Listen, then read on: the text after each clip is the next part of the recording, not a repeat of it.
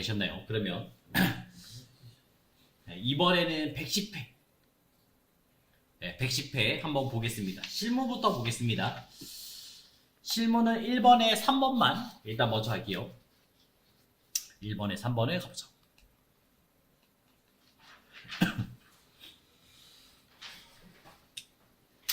전기분 손익계산서를 검토한 결과 다음과 같은 오류가 발견되었다. 해당 오류와 관련된 재무제표 올바르게 정정하시오. 다 고쳐달라 했습니다. 공장 생산직 사원들에게 지급할 명절 선물 세트 100만원이 회계 담당자 실수로 본사 사무직 사원들에게 지급한 것을 회계 처리했다 나왔어요. 자, 그러면 이거 500번 때 써달라는 얘기잖아요. 맞죠? 그럼 복리후생비 100만원 더 넣어주시면 되겠죠? 그래서 정기분 원가명세서 들어가신 다음에 여기서 이제 복리후생비 이 가격을 얼마로 바꿔요? 이제 1000만원 1000만원 되겠습니다. 자, 500번대를 바꾸시면 저희는 단기제품 제조원가 요거를 기억하고 있어야죠. 9,520만원을 기억하고 있다가 이제 손익계산서 손익계산서에 제품 매출 원가 클릭했을 때 여기다가 바꾸시면 되죠. 9,520만원 바꿔주시면 되겠습니다. 자, 그리고 또 뭐 하셔야 돼요? 여기서 복리후생비는 빼셔야겠죠? 2,900만원 바꾸시면 되겠죠. 바꾸시면 되고요. 자, 그 다음에 이제 한 바퀴 돌려주시면 되겠습니다. 안 돌리면 안 돼요? 안 돌려도 뭐 상관은 없어요. 왜냐면 500번대, 800번대 돌린 거기 때문에 뭐 상관없습니다. 그래도 잉여금총계라서 여기서 이제 금액이 변화가 있는지 한번 그냥 확인만 하는 거고요. 당연히 없어요. 그 다음에 재무상태표에 2월 잉여금 여기다가 다시 컨트롤 V 만드시면 되겠죠. 1번부터 보죠. 나노 컴퓨터에 지급해야 할 외상 매입금 500만원과 나노 컴퓨터부터 수취해야 할 외상 매출금 300만원을 상계 처리했대요. 줄 돈도 있고 받을 돈 있었죠? 서로 없앴죠? 서로 없앴다는 게 이제 상계라는 얘기 되겠습니다. 잔액은 당좌수표를 발행해서 지급했다 나왔어요. 자, 그러면 차변에 부채를 없앨게요. 외상 매입금 나노 얼마요? 500만원 부채를 없앴고요. 그 다음에 외상 매출금 요것도 이제 나노 요번에는 300만원 되겠습니다. 자, 그럼 요번에는 200만원 더 줘야 되죠? 근데 뭐로써요? 당좌수표 받으면 현금 주면 당좌 예금 당좌 예금 200만원 넣어주시면 되겠고.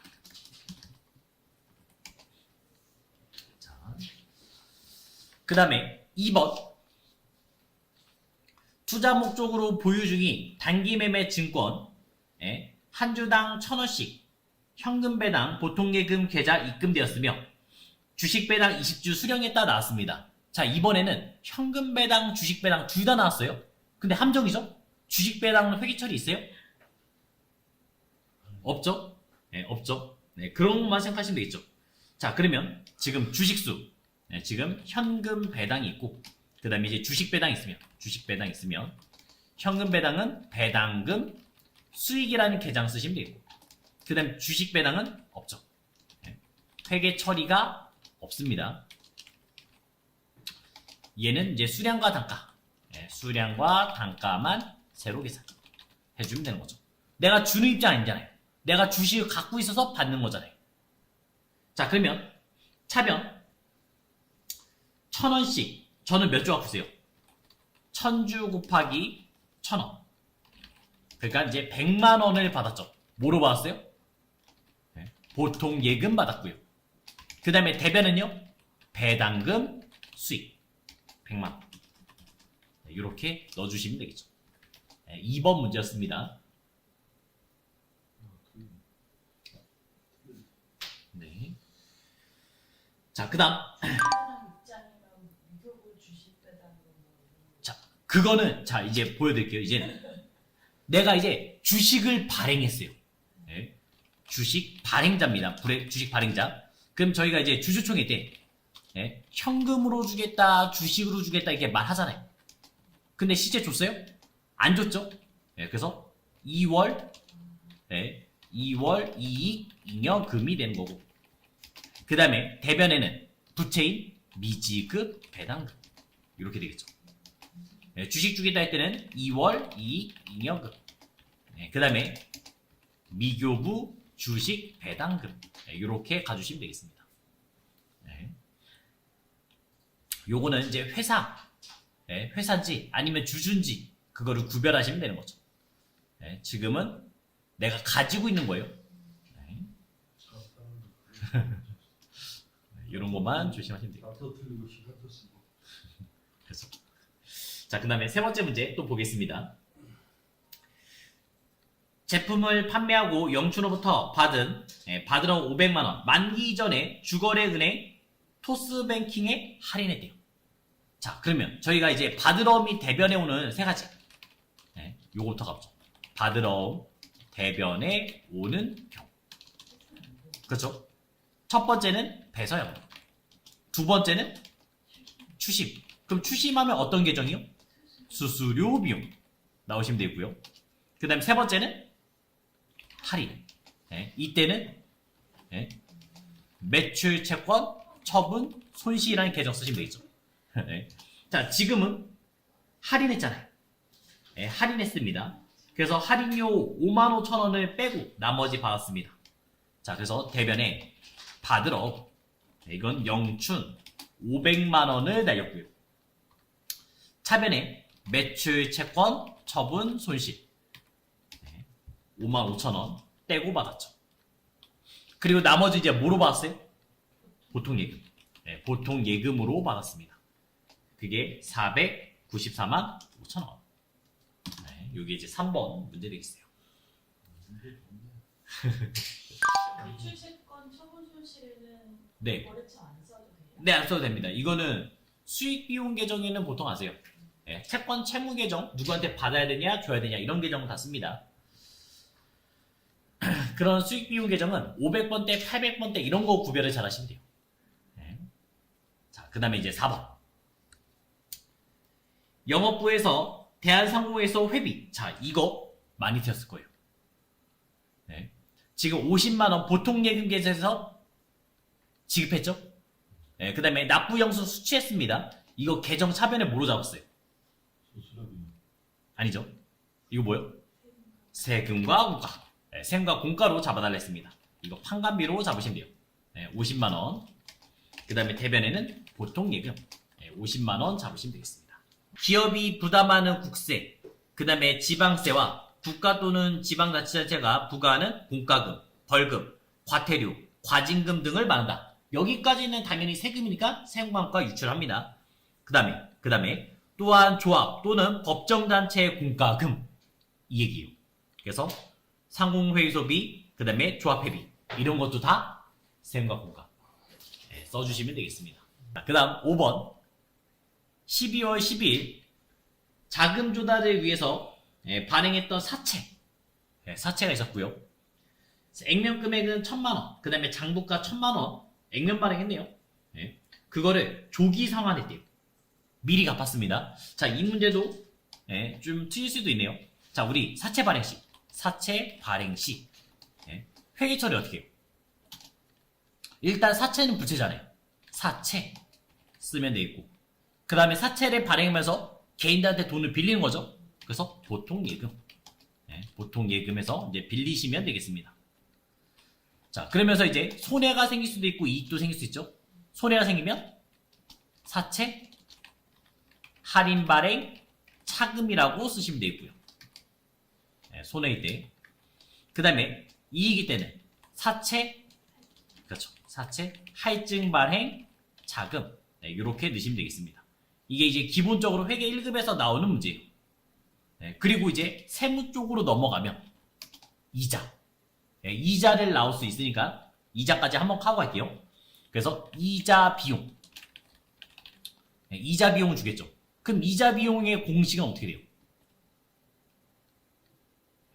발행가에 뭘 곱해요? 유효 이자율. 유효 이자율을 차변에 넣으시면 되고요. 그 다음에 대변에는 사채에 써져 있는 액면의 액면 이자를 그냥 주시면 돼요. 그래서 뭐 보통 예금으로 예, 액면가액, 액면가액, 액면 이자액. 예, 이렇게 넣어주시면 되겠습니다. 그러면서 과거의 손해를 없애는 거죠. 예, 보통 이 계정이 더 많으니까 이렇게 없애주시면 되는 거예요. 이게 다 없어질 때까지. 예, 저희가 뭐 3년, 뭐 5년, 7년 이렇게 나오는 겁니다. 자, 근데 지금 문제를 한번 보자면 지금 문제는 뭐예요? 얘를 내가 돈 빌렸잖아요. 그 돈을 조기에 갚았어요. 예, 그냥 빨리 갚았습니다. 그러면 어차피 저희 이렇게 되겠죠. 사채. 예, 그래서 1,000만 원 갚았고요. 그 다음에 그거를 얼마요? 980만 원 보통 예금 줬죠. 보통 예금으로 980만 원을 줬습니다. 손해의 이익이요? 이익이죠. 이때 쓴 게 이제 사채 상환 이익 20만 원 되겠어요. 사채 상환 이익. 이거는 책에서도 아마 보지는 못했을 거예요. 네, 세무 쪽에서 나옵니다. 이런 거는. 저렇게 조기 상환하는 거는 저 계정밖에 없어요. 사채 상환 2. 아니요, 또 있어요. 손해, 사채, 상환, 손실. 네, 이런 계정도 있습니다. 이번에는 안 나와요. 바로 직전 시험이었으니까. 네. 자, 그 다음 6번. 보통예금 계좌를 확인한 결과 결산이자. 자, 벌써 이자예요. 50만원. 원천징수 77,000원을 차감한 금액이 입금되었다. 자, 이자 받는 얘기죠. 네. 자, 그러면 차변에 보통 예금 받은 거 얼마요? 네. 423,000원 가시면 되겠고, 대변에는 이자 수익 50만원 되겠습니다. 그러면 떼고 받는 게 뭐였어요? 그렇죠. 선납세금. 네. 이게 선납세금 되겠죠. 77,000원. 네. 네. 요거는 네. 매번 제가 계속 얘기한 거죠. 이자 받을 때는 네. 선납세금, 이자 줄 때는 예수금. 그 다음 네. 메인 매출 전표는 바로 입력하겠습니다. 자, 요거는 바로 성심상사의 제품을 판매했고요. 아래에 전자세무에서 발급했다. 네, 우리가 팔았고 세무에서 끊었습니다. 날짜는 7월 11일. 자, 유형은 11번 과세 넣어주시면 되고요. 그 다음에 얼마요? 300만 원이네요. 300만 원 쓰시면 되겠죠. 그 다음에 누구한테요? 네, 성심상사. 그 다음에 전자 있고, 그 다음 분계 혼합하시면 되겠습니다. 자, 차변에 이제 돈 받아야죠. 돈 받는 거 보니까 맨 아래쪽에 보니까 현금 받은 게 100만 원 있고요. 나머지는 외상이네요. 그래서 현금 100만 원 있고요. 그 다음에 나머지는 외상 매출금 230만 원 써주시면 되겠습니다. 1번이었죠. 8월 25일 본사 사무실 사용하기 위해서 대관료부터 상가를 취득했습니다. 대금은 다음과 같이 지급했다. 하나의 정표로 입력할 거 나왔습니다. 자, 총 금액은 3억 7천만 원이고요. 그 중에 토지는 1억 5천, 그 다음에 건물은 2억 2천 되겠습니다. 다 부가세 포함되어 있고요. 자, 총 매매 대금 중 계약금 3,700만 원, 계약일이 7월 25일이었고, 그 다음에 잔금은 8월 25일 되겠습니다. 네, 보통예금 이체했습니다. 자, 건물분에 대해서 전자세무에서 잔금 지급 수취했으며 토지분에 대해서도 별도 계산서, 토지 면세니까 계산서를 발급받지 않았다. 자, 그럼 이제 어떤 거 쓰면 돼요? 51번에 과세를 썼고요. 그 다음에 금액. 금액은 2억. 쓰시면 되겠죠. 자, 그 다음에 공급처. 대관료. 넣어주시면 되겠고요. 그 다음에 전자 있고, 그 다음 분계 혼합하시면 되겠습니다. 자, 그러면서 이제 차변에서 여기서는 이제 둘 다 써야겠죠. 토지. 토지는 얼마짜리요? 1억 5천짜리 되겠고요. 그 다음에 차변에 또 뭐 샀어요? 건물 샀죠. 건물. 자, 이 건물은 이제 2억짜리 되겠죠? 부가세 뺐으니까 2억 넣으시면 되겠죠. 그 다음에 대변 대변에 이제 돈을 지급하시면 되겠습니다. 자, 지금 3,700만 원 계약금 낸 거 있잖아요. 계정 이름? 선급금. 선급금 3,700만 원 넣으시면 되고. 그럼 나머지는요? 뭐로 줬어요? 보통예금. 보통예금 가주시면 되겠죠. 요 문제는 틀릴만 했네요. 왜냐면 이걸 하나의 점표로 표시하라 했으니까 지금처럼 해주는 거예요. 자, 세 번째 문제 또 보겠습니다. 9월 15일 총무가 사용하기 위해서 소모품 골드팜으로부터 총 38만 5천 원 구매했고요. 보통예금 계좌에서 이체했다. 지출 증빙용 현금용 수중 발급받았다. 나왔습니다. 그럼 매입에 현과 쓰시면 되겠죠? 날짜는 9월 15일. 자, 그럼 매입의 현과니까 몇 번이요? 61번 써주시면 되겠죠. 자, 그 다음에 금액은 38만 5천원. 38만 5천원 쓰시면 알아서 찢어지겠죠. 그 다음에 공급처, 골드, 팜. 그 다음 분계, 혼합 까주시면 되겠습니다. 자, 차변. 차변의 상관은 뭐였어요? 소모품비. 왜냐면 소모품은 구입 증시 비용 처리하라. 그래서 소모품비 가주시면 되겠습니다. 그 중에서도 판관비로 넣으시면 되고요. 그 다음에 대변에는 보통예금 넣으시면 되겠죠. 자, 그 다음 9월 30일 시험 치기 전에 딱 좋은 경하자동차로부터 본사에서 업무용으로 사용할 승용차 5인승 배기량이 998cc고요. 그 다음에 개별 소비세 과세 대상이래요. 그 뜻은 뭐예요? 이제 공제된다는 얘기죠. 자, 그래서 9월 30일 넣어주시면 되겠습니다. 그래서 51번의 과세. 그 다음에 금액은 1,500만원 쓰시면 되겠죠. 그 다음에 공급청은 경하자동차. 그 다음에 전자, 입고, 분계, 혼합 까주시면 되겠습니다. 차변에는 어차피 차 샀으니까 차량, 운반구 되겠고요. 그 다음에 대변에는 이 돈 어떻게 줬어요? 그렇죠. 주된 건 아니죠. 미지급금 가주시면 되겠어요. 그 다음 이제 5번 또 보겠습니다. 미국에 소재한 미라클사의 원재료 800만원 수입했고요. 인천 세관부터 수입전자 생녀서를 발급받았습니다. 자, 요번에는 10월 17일 되겠죠? 10월 17일. 자, 요번엔 뭐예요? 수입. 수입 넣어주시면 되겠죠? 그래서 55번에 수입 넣어주시면 되고요. 그 다음에 금액은 800만원 쓰시면 되겠습니다. 자, 거래처 꼭 누구 쓰라고요?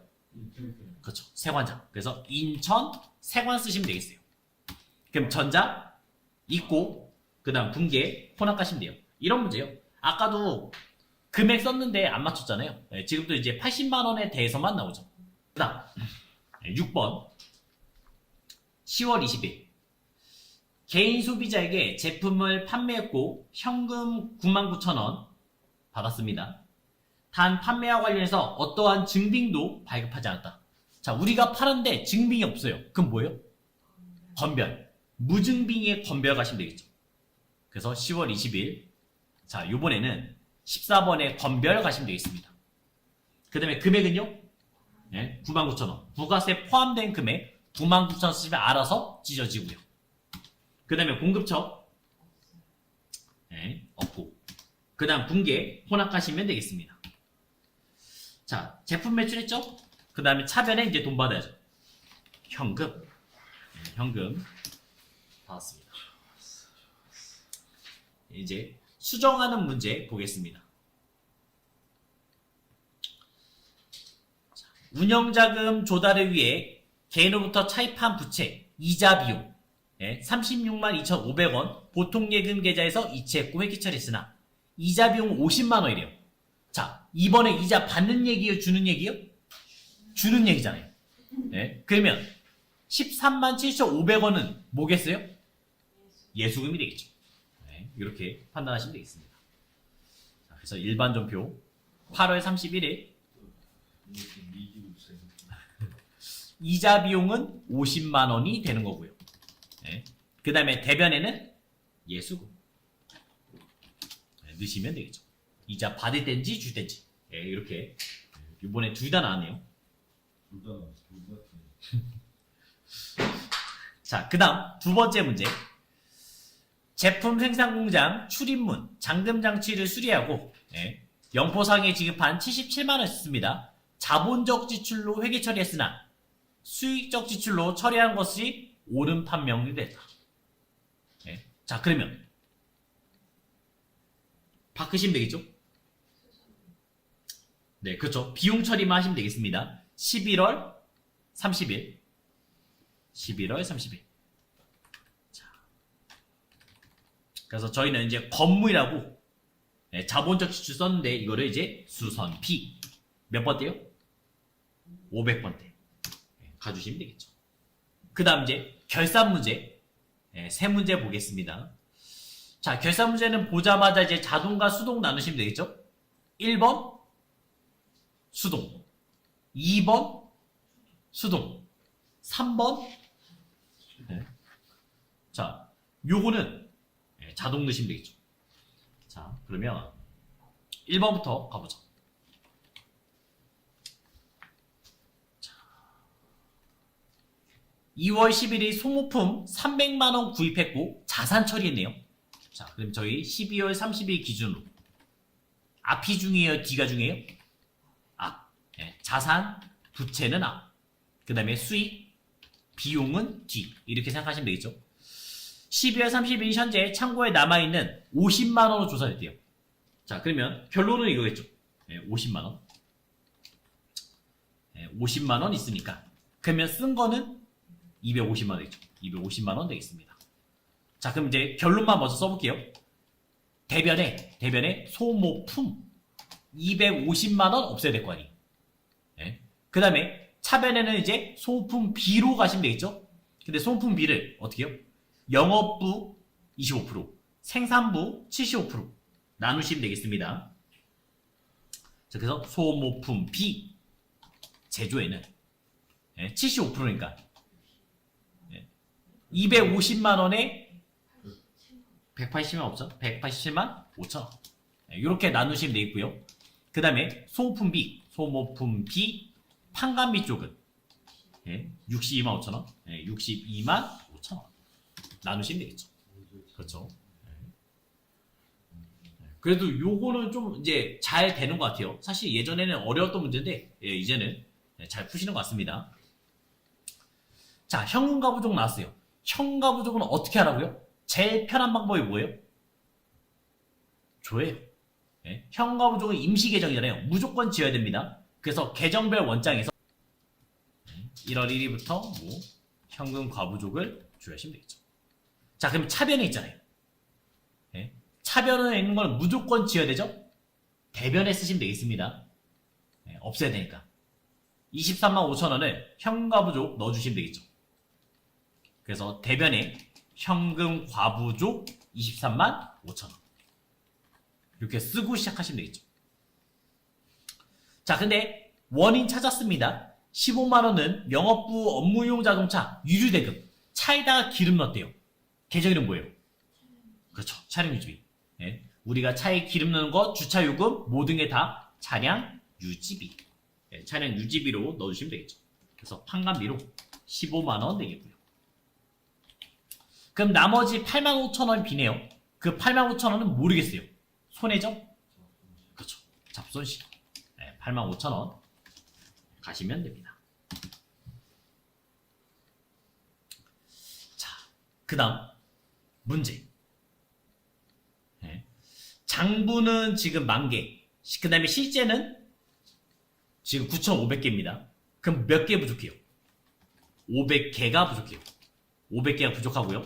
그 500개는 재고자산 감모 손실 쓰시면 되겠죠? 자, 근데 재고자산 감모 손실이 뭐예요? 이거는 비정상일 때 쓰는 거잖아요. 비정상. 근데 지금 다 뭐예요? 정상이래요. 수량 차이는 정상이래요. 그러면 일반 전표 쓸 거 있어요? 없어요. 일반 전표 12월 31일에 쓸 게 없다고요. 좀 이따가 다른 예시를 또 보여드릴게요. 자, 그 다음에 이제 나머지 나왔잖아요. 나머지 쓰셔야 됩니다. 제공품 850 쓰시면 되겠고, 그 다음에 제품 1345만원 넣어주시면 되겠죠. 그 다음에 하나 또 쓰셔야 돼요. 하나 또. 뭐요? 네? 지금 없는 게 뭐 있어요? 네? 제품, 제공품, 또 누구요? 원재료 쓰셔야 돼요.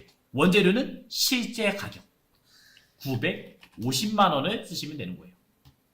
자, 그럼 일단 어떻게 들어간지 보여드리겠습니다. 결산자료 입력 들어가서 1월부터 12월 조회하셨고요. 그 다음에 원재료, 기말 원재료에 950만원 끝. 그 다음에 또 내려와서 쭉 내려와서 기말 제공품, 기말 제공품에 850만원, 그 다음에 기말 제품에 1345만원 쓰시면 되겠죠. 다 했으니까 뭐예요? 전표 추가. 이거 눌러서 일반 전표에 반영시키면 끝나는 겁니다. 그러면 끝이에요. 자, 근데 만약에 이제 시험 문제 이렇게 나왔어요. 이게 지금 500개 차 있잖아요. 지금 정상이 나왔으니까 이걸로 끝인 거예요. 근데 비정상이다 나왔어요. 비정상이다. 그러면 저희는 12월 30일 일반 전표도 하나 쓰셔야 돼요. 재고자산, 감모, 손실 500개 곱하기 1000원에서 50만원, 그 다음에 원재료 50만원. 적요 8번 넣으셔야 되고요. 그거만 쓰면 네, 이거는 비정상일 때. 그 다음에 나머지를 쓰시면 됩니다. 비정상이라는 게 네, 비정상이라는 거는 뭔가 이제 도난 파손을 당했다고 생각하시면 되겠죠. 근데 정상인 거는 자연스럽게 그냥 날아가는 것들. 그래서 내가 기름을 보관했는데 날아갔다 생각하시면 되겠어요. 만약에 이 문제가 비정상 나왔으면요, 둘 다 하셔야 돼요. 일반 전표에 쓰고 그 다음에 자동 계산도 하셔야 돼요. 그 다음 이제 조회. 조회 한번 가보겠습니다. 2023년 5월 말 외상매출금과 외상매입금 차익은 얼마냐 물어봤어요. 양수로 기재할 것. 자, 그러면 어디 가시면 돼요? 어디서 보셨어요? 학기 전에? 이런 거는 이제 재무상태표. 근데 결론은 어디서 다 나와요. 5월. 손익계산서는 안 나오죠. 외상매출금, 외상매입금이 이게 이제 자산과 부채잖아요. 근데 합계잔액 이런 거는 이제 5개가 다 나오니까. 자산, 부채, 자본, 수익, 비용이 다 나오니까. 자, 그래서 이제 외상매출금, 컨트롤 F, 외상매출금. 금액 1억 770만원 찾아주시면 되겠고. 자, 그 다음에, 잠깐만요. 네.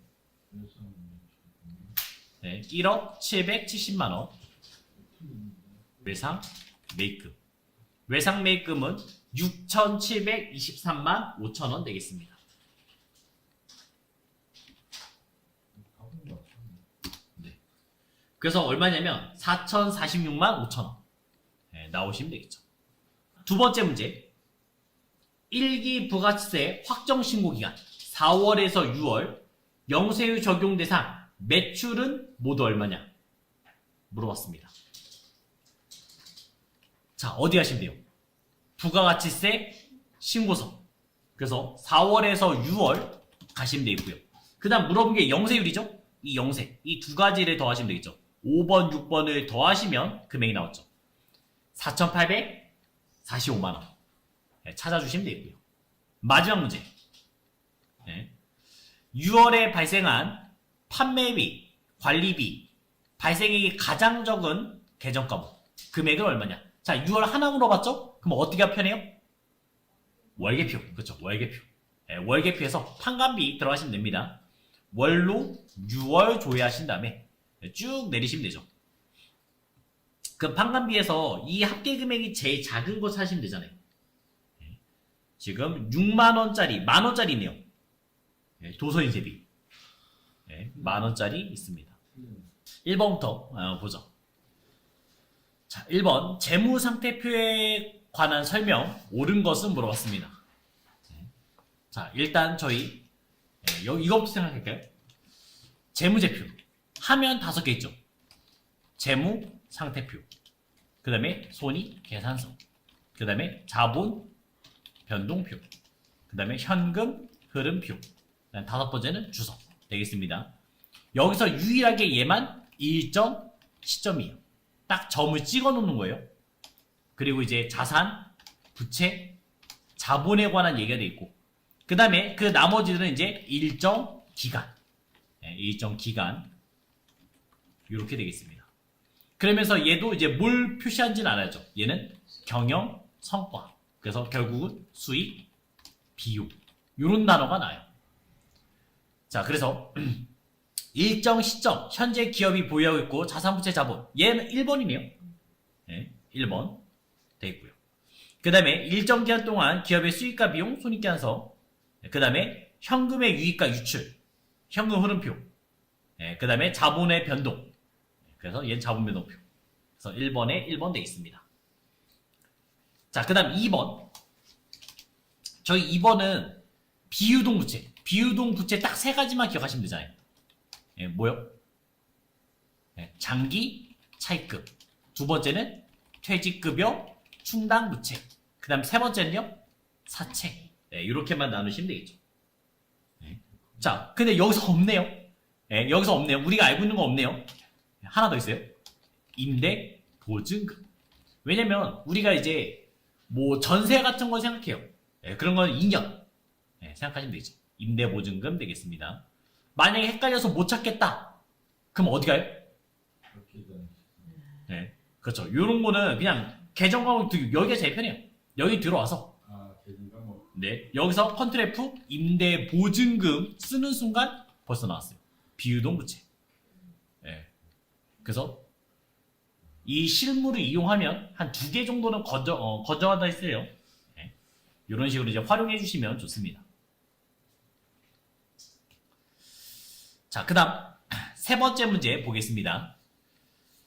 다음 중 무형자산과 관련된 설명으로 옳지 않은 것은 3번 문제 되겠죠. 연구 프로젝트 발생한 지출이 연구 단계와 개발 단계 구분을 못하겠대요. 이게 실패인지 성공인지 모르겠대요. 그럼 뭐예요? 다 실패. 다 연구 단계에서 보시면 되겠죠. 다 연구 단계. 왜요? 약이 성공인지 실패인지 모르는데 다 실패라고 하는 거죠. 그래서 연구비든 계절은 연구비예요? 연구비. 연구비 하시면 되겠죠.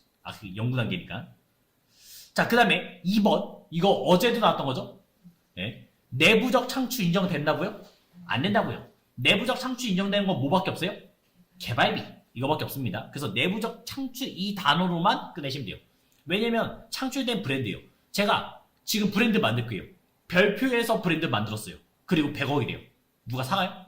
안 사가잖아요. 내부 창출은 인정이 못 받습니다. 외부에서 사가야 돼요. 무형자산은 회사가 사용할 목적으로 보유하고 있는 물리적 실체가 없는 자산이다. 무형자산 소비되는 형태, 신뢰성 있게 결정할 수 없을 때는 정해법. 어떤 법을 쓸지 모르면 정해법. 자, 그 다음에 이제 4번. 다음 중 일반 기업 회계 기준 수익의 인식 시점 물어봤습니다. 수익의 인식 시점. 요것도 저번 문제랑 거의 비슷하네요. 위탁 판매. 저희 이거잖아. 위탁자가 있고, 그 다음에 이제 수탁자가 있죠. 이게 제가 TV를 파는 사람이라고 보면, 이런 거는 이제 수탁자는 홈쇼핑. 홈쇼핑이라고 보시면 되겠죠. 그러면 그 수탁자가 물건을 팔아야지만 수익으로 인식되는 거죠. 위탁품을 소비자에게 판매되는 시점, 수익. 맞죠? 그 다음에 두 번째, 시용 판매는 뭐였어요? 한번 써보세요. 그래서 안마의자 생각하면 된다 했습니다. 그건 언제요? 고객이 구매 의사가 있을 때, 끄덕끄덕 거렸을 때, 그때 팔았다고 보시면 되죠. 인도 시점이 아니라 구매 의사가 있어야겠죠. 그 다음에 광고 제작. 수수료의 경우 광고 제작 진행률에 따라서 수익 인식한다. 맞죠? 이거 어저께 또 저희가 수익 비용 하면서 책 봤던 부분이 있잖아요. 자, 255페이지 책을 봐주시면 구체적인 사례. 진행 기준에서는 진행 기준의 대표적인 게 뭐 있어요? 용역의 제공. 그 다음에 건설형 공사계약, 예약 매출. 이런 게 있었고요.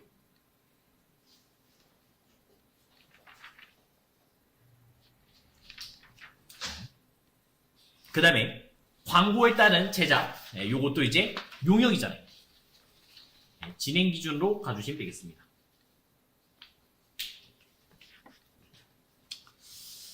자, 그 다음 네 번째 수강. 수강료는 있네요. 수강료. 강의 시간에 걸쳐서 수익으로 인식하겠다. 그렇죠. 이건 나중에 뭐 환불 같은 거 받을 때 이제 몇 번 했냐. 그거에 따라서 이제는 차감이 되겠죠. 그래서 4번에 2번 되겠고요. 자, 그 다음에 5번 재고자산 단가 결정입니다. 자, 그럼 재고자산은 저희가 요거부터 판단하죠. 수량 결정, 그 다음에 이제 단가 결정, 이렇게 두 개 있죠. 수량 결정 뭐요? 실지재고 조사법, 그 다음에 계속 기록법, 또 하나는 뭐 혼합법 정도가 있겠고요. 그 다음에 단가는 선, 이, 총, 후, 그 다음에 또 개별법이라는 것도 있고요. 하나하나 고가 물건일 때, 그 다음에 소매제공법인데 이렇게 이제 5가지 정도만 봐주시면 되겠습니다. 자, 그렇죠. 여기에서는 일단 단가 결정이니까 개별법, 그 다음에 총평균법, 뭐 이렇게 두 가지를 볼 수 있겠죠. 근데 가장 정확하게잖아요. 1대1, 1대1. 뭐 고가의 물건 한 개당 뭐 한 500만 원씩 해요. 그러면 이거 관리 잘해야죠. 이런 거 생각하시면 되고요. 자, 그 다음에 6번 영업이익에 영향을 주는 거래 물어봤습니다. 그러니까 이렇게 쉽게 말하면 뭐예요? 이거는 판관비냐 물어본 거죠. 저희가 이제 매출액에다 매출에서 매출 원가를 빼면 매출 원가를 빼면 나오는 게 매출 총이익이고요. 거기다 뭘 빼요? 판관비를 빼면 나오는 게 이제 영업이익이죠. 지금은 영업이익에 영향되니까 여기 라인을 물어보는 거죠. 그 다음에 그 아래에 이제 영업비용, 영업의 비용, 플러스 영업의 수익. 이렇게 가면 이제 법인세, 차감전, 순이익인데 우리는 그냥 단기 순이익으로 그냥 계산하기로 했어요. 구별만 하시면 되겠습니다. 자, 그럼 6번. 거래처에 대한 대여금의 전기이자, 전기분 이자를 받았다. 다 신경 쓰지 마요. 이자. 뭐예요? 몇 번 돼요? 영업의 수익. 영업의 수익 되고요. 그러니까 이자 받는 게 다 뭐예요? 여기잖아요. 영업과 상관없는 거잖아요. 판관비가 아니라 다 여기죠. 영업의 수익. 자, 그 다음에 창고에 보관해 있던 상품이 화재로 소실되었대요. 재손실. 영업의 비용. 영업의 비용 되고요. 차입금에 대한 정기분 이자. 이자 비용이죠. 영업의 비용. 자, 이런 것도 헷갈리시면 조회하세요. 여기서 이자 비용과 이자 수익 자체를 이자 비용. 이자 비용이 영업의 비용이에요. 그 다음에 이자 수익. 이거는 영업의 수익이 되고요. 영업의 수익. 나오겠습니다. 자, 그럼 4번에 있는 일용직 직원에 대한 수당을 지급했대요. 일용직. 우리 직원이면 급여. 외부 강사 왔으면 외부 강사. 일단은 그 외부 강사 와서 교육했대요. 교육훈련비. 그 다음에 외부 강사 아니 그 우리가 일용직을 썼어요. 그러면요 잡급. 잡급 쓰면 되죠. 잡급은 판관비입니다. 잡급 500번대 800번대 다 있어요.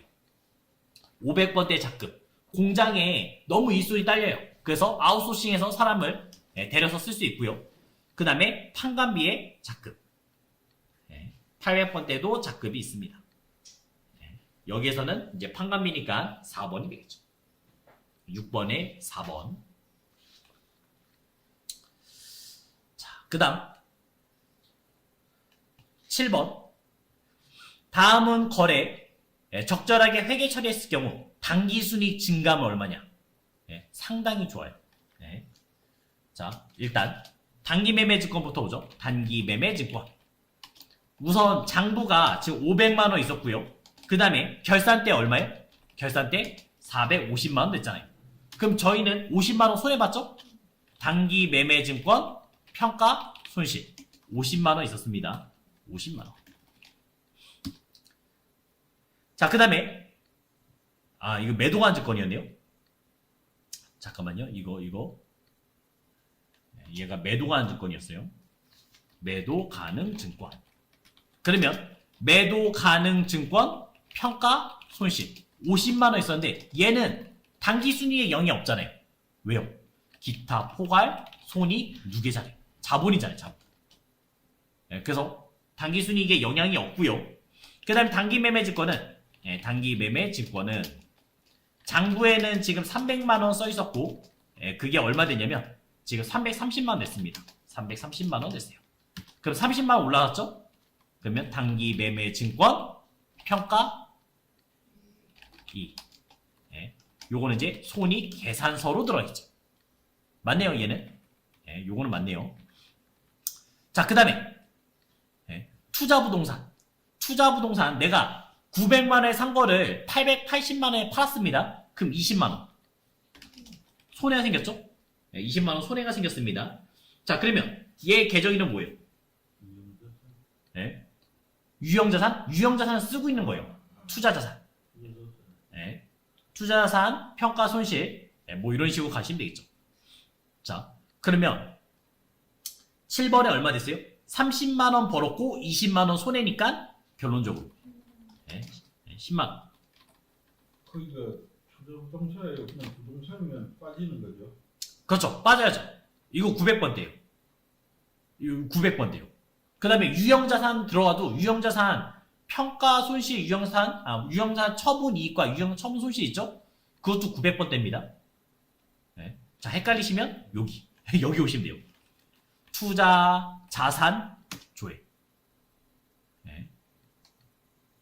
그러면 여기에 여기서는 없었네요. 투자 자산 다 900번대로 가시면 돼요. 영어과 관련 없는 내가 돈 벌 목적. 다 900번대로 가시면 되겠어요. 자, 그래가지고 10만원 증가 되겠죠. 30만원 벌었고 20만원 손해봤으니까. 되셨나요? 네. 자, 이제 그 다음 8번 많이 튀었을 것 같아요. 8번. 자, 예전에 제가 이렇게 한번 얘기한 적 있어요. 단기 순이익 구하는 공식이 두 개가 있다고요.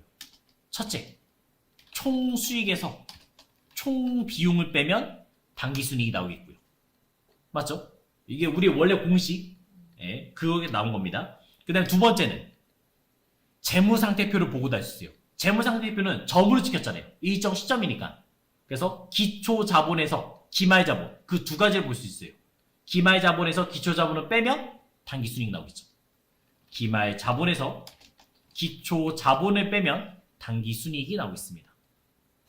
자, 그러면 이제 요것만 먼저 계산을 해보죠. 8번 문제는 먼저 총 수익이 110만 원 있었고요.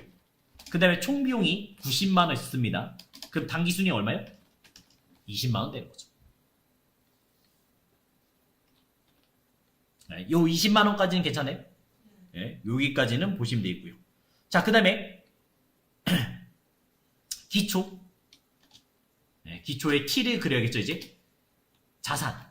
자산에 90만 원 있었고, 그 다음에 부채에 50만 원 있었고, 그럼 이제 기말 자본이 40만 원 있었죠. 여기서 이제 기초자본 40만 원이란 거는 구했어요. 40만 원. 그 다음에 이제 기말 요거 구해야죠. 기말 자본이 얼마냐 물어본 거잖아요. 자, 그러면 선생님 기초자본이 40만 원이에요? 여기 90만 원에서 50만 원 빼니까 40만 원.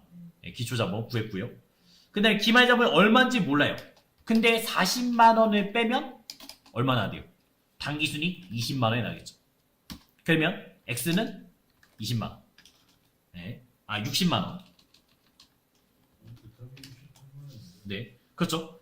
일단 여기까지가 일반적이에요. 근데 뭐가 있어요? 우리가 단기 중에 뭘 했어요? 배당도 했고요. 배당도 했고요. 그 다음에 출자 했잖아요. 출자라는 얘기가 뭐예요? 플러스 10만원 돈 넣어놨고, 10만원 넣어놨고, 그 다음에 이익 배당했죠? 나눠줬죠? 5만원 빠진 거죠. 그래서 65만원 되겠습니다. 자, 이 공식, 답이 65만이네. 나는 어디 맞췄지? 8번에 65만원 되는 것 같습니다. 자, 요거 공식 한번 체크해 드릴게요. 요 공식이 있어요. 이 공식을 그대로 쓰시면 바로 나옵니다. 저번에도 이런 거 나와가지고. 맞아요. 근데 그때는 이 두 가지가 안 나왔어요. 단기 중 추가 출자니까 날짜를 5월 5일로 생각하시면 돼요. 5월 5일 날 추가 출자를 했고, 그 다음에 이익 배당을 했다 생각하시면 편합니다. 그래서 요 공식도 책으로 한번 표시만 하고 갈게요. 사실 저는 이 공식은 외우라고 하진 않아요. 왜냐면 그냥 넘기면 알아서 계산이 되니까. 결산에 있습니다. 결산에. 잠깐만요. 네. 286페이지. 네. 286페이지 봐두시면 되겠어요. 자, 그래서 결국 이렇게 구한 거예요. 우리가 지금 기말 자본에서 기초 자본을 빼고 있잖아요. 여기에다가 출자한 거는 더해주고, 여기다가 이제 출자한 거는 더하고, 그 다음에 배당한 거는 빼는 거죠. 배당하면 돈이 나간 거니까, 출자하면 돈이 들어온 거니까. 이렇게 계산해 주시면 편하겠습니다. 출자랑 배당 요거 가로쳐 넣고 있을게요.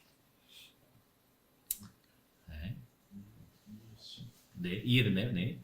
왜냐면 출자한 건 돈이 들어온 거니까 이제 재무상태표 얘기일 거 아니에요. 배당한 것도? 저는 그냥 기초 자본에서 하면 기초 자본 40만 원 나오잖아요. 네. 그다가 총수역 총비 때문에 20만 원 딱 60대고, 네. 그다음 배당 5만 원 빼고, 네. 출자 10만 원 다 하고. 네, 맞아요. 그거예요. 출자 더하고 배당 빼고. 그러면 끝이에요. 좋습니다. 어려운 거 같지만.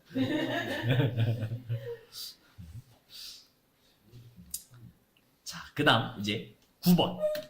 9번 한번 봐보죠. 다음 중 원가 회계에 대한 설명이 아닌 것은? 자, 원가 회계. 일단은 재무회계는 우리가 보고할 목적이에요. 그래서 정형화된 틀이 다 있습니다. 근데 원가 회계는 보고 목적이요? 아니잖아요. 내부. 내부 사람들에게 보여주기 위한 얘기죠. 외부 정보 이용자. 벌써 튀었죠? 내부죠. 1번 튀었고. 자, 그 다음 10번. 다음 중 원가 행태. 원가 행태라고 말하면 뭐예요? 변동비, 그 다음에 고정비 이렇게 하시면 되겠죠. 자, 그래서 변동원가와 고정원가로 분류할 때 이에 대한 설명을 올바른 것은, 자, 그러면 변동비 때 총원가 어떻게 돼요? 총원가 증가하는 그래프. 여기 메모장에 못 그리니까 증가하는 그래프가 돼 있고, 그 다음 또 물어보는 게 뭐예요? 단위당 원가. 단위당 원가는 한 개당 가격이잖아요. 이거는 일정하게 그리시면 되겠죠. 고정비. 고정비의 총원가는 일정하게 있고, 그 다음에 단위당 원가는 그렇죠. 단위당 원가는 이제 반비례 그래프. 반비례 그래프 넣어주시면 되겠습니다. 자, 변동원가 족도가 클수록 총원가 증가했죠? 10번에 1번 바로 나왔네요. 이렇게 찾으시면 돼요. 자, 그 다음에 이제 11번 또 보겠습니다. 11번. 다음 중 보조부문. 자, 보조부문 나왔어요. 보조부문은 딱 3개. 뭐요? 직접 배부법, 단계 배부법, 그 다음에 상호 배부법. 이렇게 3가지가 있죠. 직접 배부법 보조 신경 써요? 보조 신경 안 썼고요. 그 다음 단계법은 보조 신경을 한 번 쓰죠. 한 번 신경 씁니다. 그 다음 상호법은 보조를 모두 신경 쓴다. 이런 얘기였죠. 자, 보조분의 원가 배부 방법에 따라서 직접 배부, 단계 배부, 상호 배부 있으며 어떠한 방법 쓰더라도 전체 보조 부분 원가 차이는 없다. 맞네요. 네, 왜요? 어떤 걸 쓰더라도 비용의 차이는 없습니다. 그냥 정확하게 계산한 건 차이였어요. 그래서 저희가 고깃집 가서 4명이서 20만원 나왔으면 5만원, 5만원, 5만원, 5만원 일반적으로 이렇게 낸대. 네, 세부적으로 따지면 고기를 몇 점 먹었냐, 몇 잔 마셨냐에 따라서 너는 67,500원에 이렇게 나눠준다는 얘기죠. 네, 어차피 20만원은 변화가 없다고요. 자, 그 다음에 두 번째, 상호배분법 사용하는 경우 부문 간 상호의 수수관계 다 신경 쓰겠다. 네, 보조를 모두 신경 쓰겠다. 세 번째, 단계배법 사용하는 경우 배부 순서 어떻게 하더라도 각 보조 부분에 배부되는 금액 차이가 없다. 네. 단계 배부는 보조를 한 번 신경 쓰기 때문에 누가 주는지에 따라서 금액이 달라지죠. 네, 전기 부분부터 갈 건지 수선 부분부터 갈 건지 그에 따라서 네, 금액 차이가 달라집니다. 그래서 11번에 3번 되겠고요. 자, 12번 다음 중 개별원가와 종합원가 대한 설명으로 옳지 않은 것은. 자, 요것도 이제 책으로 자주 나오는 문제니까 한번 체크해 주시고요. 403페이지 되겠습니다. 개별원가. 네, 그 다음에 이제 종합원가. 자, 개별원가는 저희가 이제 주문 받아서 생산하죠. 주문 생산하는 스타일이라서 네, 다품종 소량 생산 하겠습니다. 고객의 니즈가 다양해요. 종합원가는 계속 찍어내는 스타일이죠. 네, 요거는 소품종 대량 생산이 돼 있고 얘는 나중에 이제 수요 예측이 중요하겠습니다. 얼마나 팔릴지, 몇 개가 팔렸던지.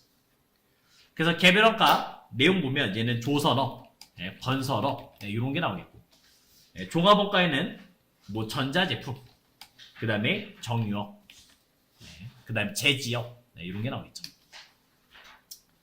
그 다음에 원가 계산은 여기서는 제조 지시서가 있죠. 그래서 배를 만들 때 1, 2, 3, 4, 5 제조 지시서 있고 지금 여기서는 공정별 원가가 있습니다. 1공정, 2공정, 3공정 넘어간 얘기가 되겠죠. 핵심은 제조 간접비 계산이 핵심이 되고 종합원가는요 완성품 환산량. 그래서 두 가지 나오죠. 네, 그렇죠. 재료비, 가공비. 이 두 가지 계산이 핵심이 되겠습니다. 자, 그래서 12번 문제를 보자면 개별원가 계산은 작업 지시서에 의한 원가 계산하겠다. 네, 작업 지시서 있겠고요. 개별원가는 주문형 소량 생산 방식에 적합하다. 네. 종합원가는 공정별로 하겠다. 다 맞네요. 1, 2, 3번. 근데 종합원가 계산은 여러 공정에 걸쳐 생산하는 경우 적용할 수 없다. 종합원가는 공정별이잖아요. 여러 공정을 거쳐서 가겠죠. 네, 보드마카, 케이스, 그 다음에 잉크, 뚜껑 만드는 순서 생각하시면 되겠습니다. 자, 그 다음 13번 다음 중 부가치세법상 사업자 등록 정정사유 아닌 것은. 자, 사업자 폐업사유가 2개 있었죠. 증여 또 하나는 개인의 대표자 변경 이런 건 이제 폐업사유 되겠죠. 13번에 4번 되겠습니다. 폐업사유가 되겠고요. 상호 바꾸는 건 하루, 그 다음에 나머지 다 이틀이면 되겠고요. 자, 그 다음에 14번 다음 중 부가치세법상 영세율에 대한 설명으로 가장 옳지 않은 것은. 수출제와 영세율 적용되죠. 그 다음에 영세율은 수출 산업을 지원하는 효과가 있다. 부가세가 없으니까 0이니까. 그 다음에 영세율을 적용하더라도 완전 면세 기대할 수 없다. 영세율이 완전 면세, 면세는 불완전 면세. 그 다음에 영세를 하시면 소비지구, 과세원칙 가시면 되죠. 14번에 3번 되겠습니다. 자, 마지막 15번 다음 중 영수증 발급 대상 사업자가 될 수 없는 업종은. 영수증 발급 대상 이거는 이제 간이 사업자, 간이 사업자가 될 수 없는 사람. 첫째, 도매업. 네, 도매업 안 되고요. 두 번째, 부동산 매매업. 될 수가 없어요. 그 다음에 이제 사업을 여러 개 할 수 있잖아요. 그 금액이 벌써 8천만 원 넘어왔어요. 합쳐진 게. 그러면 간이사업자 나중에 하나 만들 수가 없어요. 여기서 나오는 목욕, 이발, 미용. 네, 요거는 그 세금계산서 발급 불가, 세금 계산서 발급 불가 업종입니다. 네, 거기에 또 입장권. 입장권도 세금계산서 발급 불가 업종입니다.